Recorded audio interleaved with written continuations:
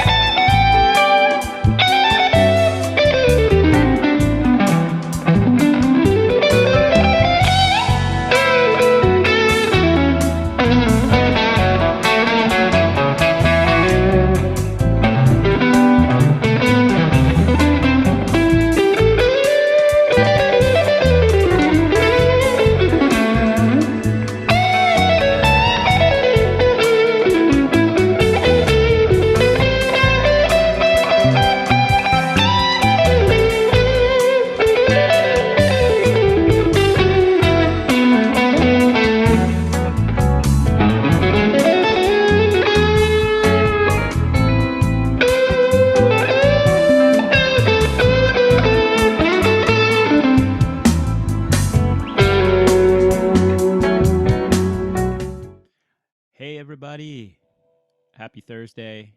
It is Thursday, about 2:24. Not that that really matters, but in case you were wondering what time it is, it's 2:24 right now. I wanted to do a video. I know I sent you guys some arpeggio stuff, but this is a new challenge. And not necessarily just a challenge, but a way to wrap your head around improvising and soloing on chords that are from unrelated keys. And so in this example, I was inspired by some new backing tracks that I recently acquired.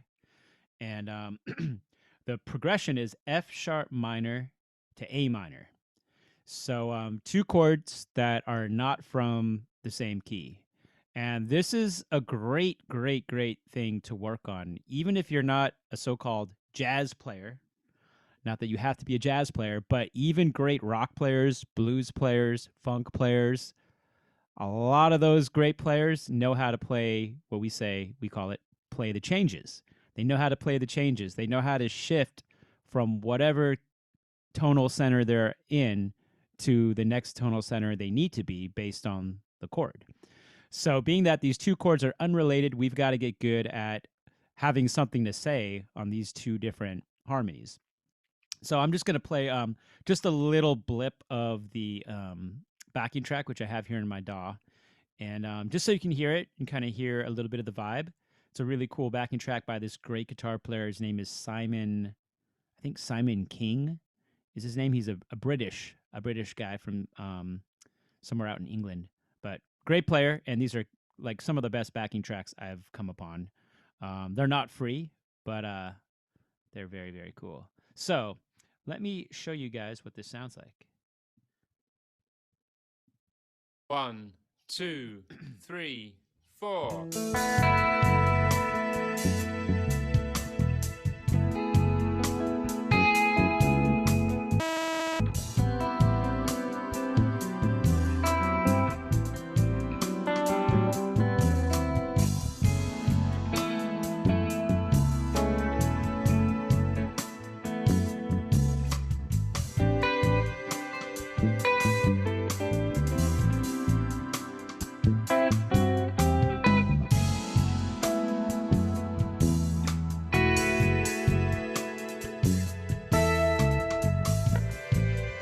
So there you go. You guys can hear the vibe. It's pretty slowed down. We get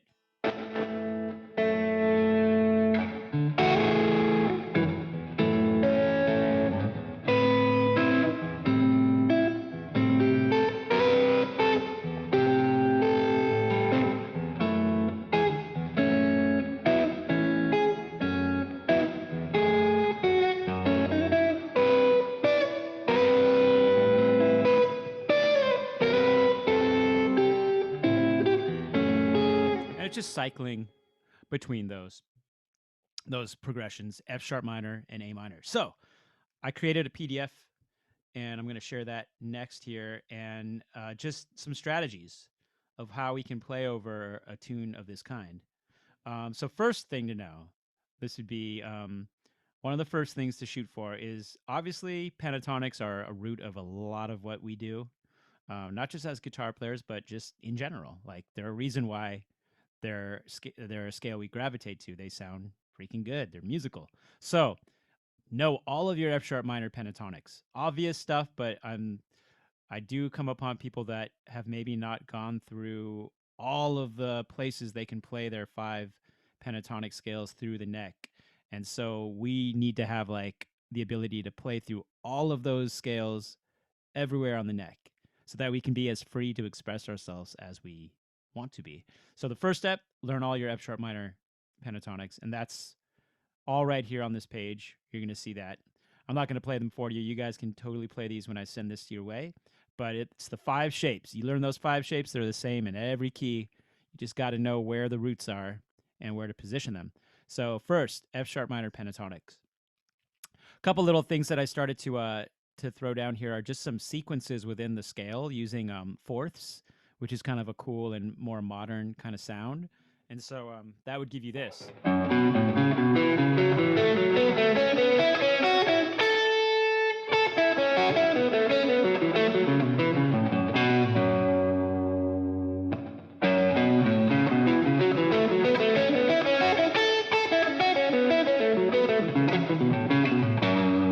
Just a cool way to kind of add a cool little intervallic way of thinking about the scale.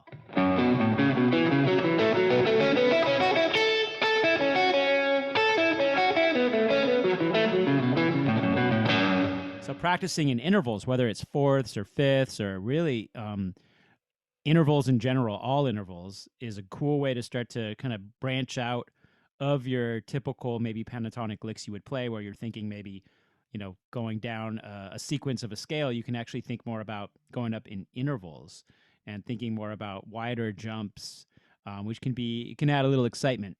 So that would be that. And then the next thing, super cool thing that you can do when you're playing on a chord, one chord for a period of time, which in this case, first chord is F sharp minor. We can think about how the Dorian scale is usually the sound we seem to, at least, I don't know, I guess maybe I'm putting my own subjectivity into it, but I tend to use the Dorian as a scale more so than other minor scales. To me, it just sounds the best. So what that means, and the reason that's important, is if I'm thinking of F sharp minor as being a Dorian scale that I'm going to use, then that means I'm thinking of that chord as the 2 chord. So for me, F sharp minor 7, when I'm improvising over that, I'm thinking of that chord as being the 2nd chord from the key of E major. So what that then means is any of my arpeggio ideas, any of my arpeggios that are home to the key of E major. Oh, I just noticed. I wrote a little error here. I'm going to have to change this. I wrote A major. This is not the key of A major. I'll have to change this. This is the key of E. So that's my apologies for that little error right there. But I will come back to my brain, come back to what I was saying here. So E major 7, I'm thinking of all the arpeggios that are in that key. So that would be F sharp minor,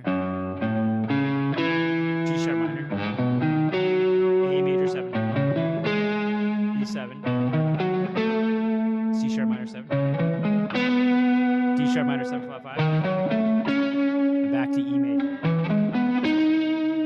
And all of those arpeggios can be imposed against the sound.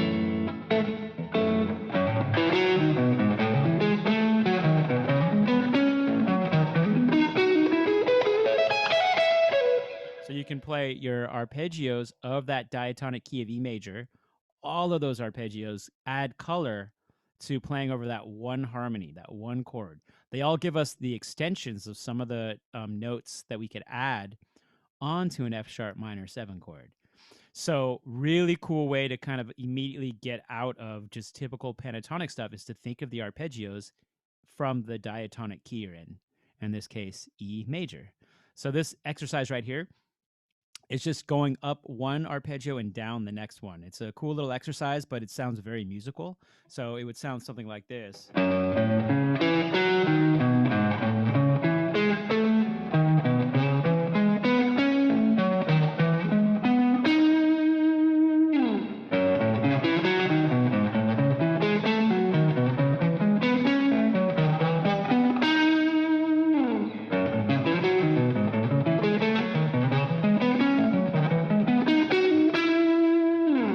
So the same concept we just played around with, and these are just a few concepts, knowing your pentatonics and your arpeggios of the key. The same stuff that we talked about there, we're going to apply that to the next chord, which is A minor, right? So we only have two chords in this progression, F sharp up to A minor. So the same thing applies. I got to know all of my A minor pentatonic scales through the fretboard. Then the same thinking. I'm thinking that that's a 2 chord. That means I'm in the key of G. So in the key of G, I have the following chords: A minor 7, B minor 7, C major 7, D7, E minor 7, F sharp minor 7 flat 5, and a G major 7. I want to learn all the arpeggios of those. And I kind of strategically didn't write them out because I want you guys to do that work. I find like when we do the work sometimes for ourselves, once it's written in one key, we learn it more, and it becomes more of our own knowledge because we've put ourselves through the work of learning it. So everything I did here, we're going to apply that to here. So play an A minor 7 arpeggio, B minor 7, C major 7, D7, etc., and hear how those arpeggios sound against that A minor chord. So those are the main things on this exercise. And then what I'm going to do in a quick second here is I'm going to send you guys a video where I'll improvise over the backing track and try to employ some of these concepts that I have on this sheet so you can kind of hear it in action.